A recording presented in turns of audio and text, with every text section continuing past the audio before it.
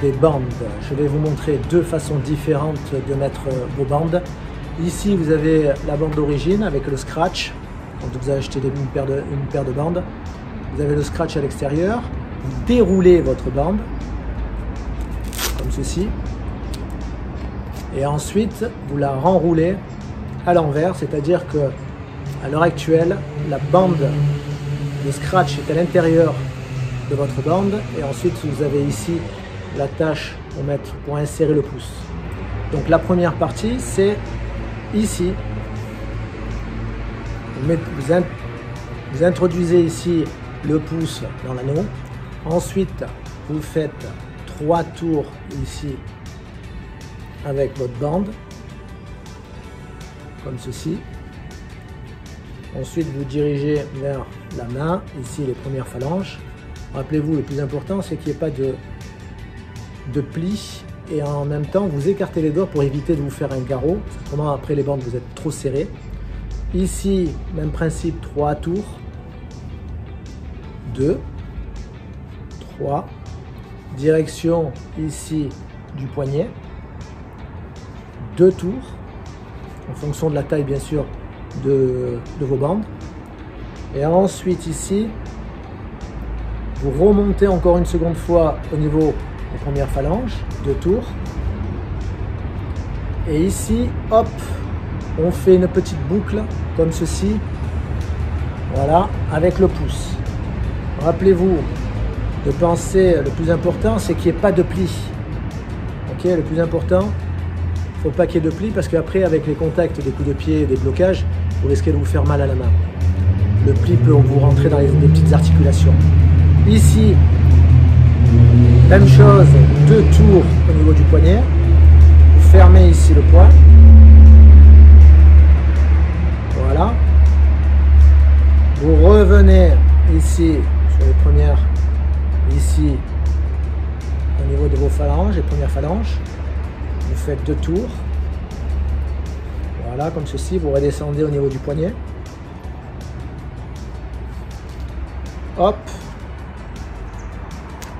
Très bien.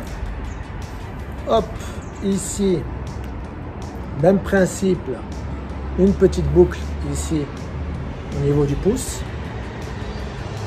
comme ceci. Vous revenez au poignet et ensuite vous passez entre le pouce et l'index, comme ceci. Hop.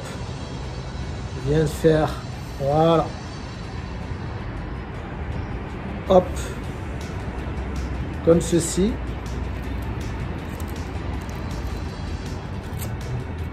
Même principe, une seconde fois, je passe entre l'index et le pouce, hop, et je viens ici serrer ma bande. Voilà, première façon pour bander votre main. Deuxième façon, ici, même principe, on insère le pouce dans l'anneau. Et ici, je vais attaquer tout simplement, je commence par les phalanges, comme ceci. Et là, même principe, 3 tours. 2 et 3. Voilà, que ça soit bien aligné. Rappelez-vous, toujours important, c'est de ne pas avoir de plis, hein. Parce qu'après, quand vous tapez au sac, il suffit qu'il soit un petit peu dur. Vous allez vous retrouver avec des problèmes au niveau des articulations. Ici, je redescends ici au niveau de mon poignet. Même principe, 3 tours. 2 et 3. Vous retrouvez avec la bande dessus la main. Même principe, regardez, on forme une petite croix. Première phalange, 2 tours. Voilà. Et ensuite, je viens faire la boucle ici. Je viens faire la boucle. Voilà, comme ceci. Avec le pouce. Même principe, rappelez-vous, le plus important, c'est ne pas avoir de plis. Prenez votre temps au début, hein. N'hésitez pas. On n'est pas pressé. Voilà. Lâche un peu de lest pour arranger la bande. Voilà, comme ceci. Hop, 2 petits tours ici au niveau du poignet. Je passe entre le pouce et l'index. Hop, j'écarte toujours les doigts, rappelez-vous, pour éviter le garrot. Hop, ici, je redescends comme ceci au niveau du poignet. Je ferme ici le poignet. Je ferme la main, pardon, excusez-moi.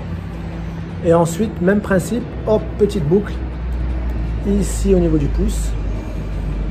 Hop, je reviens ici au niveau du poignet, 2 tours. Et je repasse ici entre l'index et le pouce pour finir sur la main. Hop.